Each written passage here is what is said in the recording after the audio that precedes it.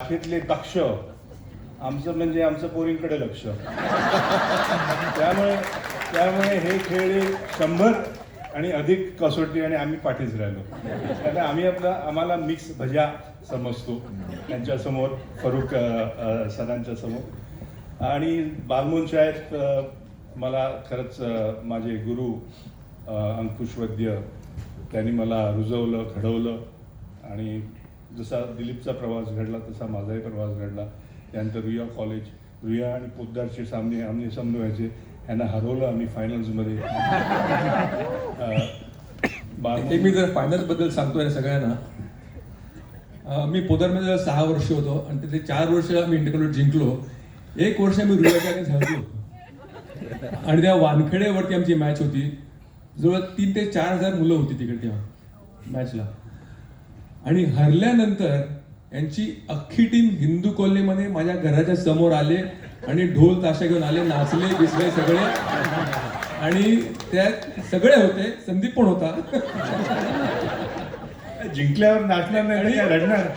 आणि नंतर मग एक हायकोर्ट जज पण नंतर आता झालेला होता, तो पण मला बोलला मी पण त्याच्यामध्ये होतो म्हणून.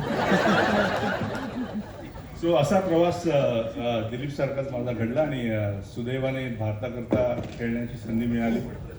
आणि मला एकाच गोष्टीची मात्र खंत वाटते आजही, आणि तेव्हा सुद्धा वाटायची. कारण जेव्हा इंग्लंडच्या लॉर्ड्सवर सामना असायचा भारताचा इंग्लंड विरुद्ध, तेव्हा ज्ञानसम्राज्ञी लता दिदी आम्हाला अगदी आवर्जून जेवणाचं आमंत्रण द्यायची. आणि आम्ही सगळं संघ, माझी पत्नी पण, मनाली पण तिकडे असायची, दिलीपची पत्नी. आणि लता दिदी म्हणायच्या दिलीपला की मी आज गाजरचा हलवा केला आहे. आणि गाजरचा हलवा खाऊन त्यांनी 3दा लॉर्ड्सवर शतकं ठोकली आणि लॉर्ड्स ऑफ लॉर्ड्सची पदवी मिळाली.